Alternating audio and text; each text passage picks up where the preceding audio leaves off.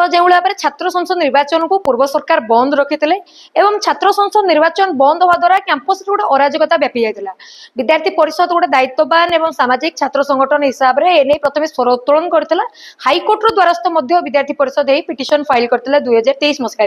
किंतु दुखद विषय तत्कालीन सरकार एने कौन स्पष्टीकरण दे पारि नथिले जे से कौन पाई छात्र संसद निर्वाचन बंद करथिले। नूतन सरकार आसला परे विद्यार्थी परिषद आशावान हेतला जे ए सरकार मध्य छात्र संसद निर्वाचन करिवे गत वर्ष बंद हेबा एवं ए पर्यंत मध्य छात्र संसद निर्वाचन तारीख न घोषणा करवा कोट ना कोठी राज्य सरकार फेल्योर को दर्शाऊँ जोटा से छात्र संसद निर्वाचन परिचालना करना जो कारण आज विद्यार्थी समाज आज राजरास्तार ओह्लैया बाध्य होती विद्यार्थी परिषद कैंपस व्यापी कैंपस स्तर नहीं राज्य स्तर पर्यंत राज्यव्यापी आंदोलन आदि आरंभ कर आंदोलन से पर्यंत तीव्रतर से पर्यंत आंदोलन चलो जे पर्यंत राज्य सरकार छात्र संसद निर्वाचन तारीख घोषणा करना सहित आज कैंपस मानक अनेक समस्या रही आज कैंपस रे पाचेरी नहीं आज कैंपस रे अध्यापक एवं अण अध्यापक पदवी खाली पड़ी आज कैंपस रे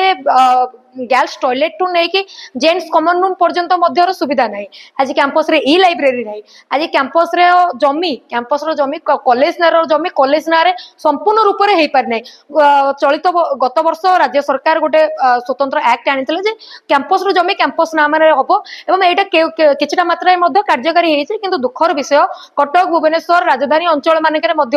आज भी कॉलेज रो जमी कॉलेज ना रे तेणु तुरंत एने गोटे स्वतंत्र टास्क फोर्स गठन करी केवल भाव में एगुड़िक हो पार एने राज्य सरकार जत्नवान हूँ सहित जो गवर्निंग बॉडी गत वर्ष उच्छेद तार सभापति भाव में जो आगुरी जड़े राजनीतिक व्यक्ति विशेष रोते आज खंडन होती सत विद्यार्थी परिषद स्वागत जनवा सहित केवल भाव में से जड़े शिक्षाविद एवं अण राजनीतिक व्यक्ति परिचालना चली पार से राज्य सरकार जत्नवान हूँ।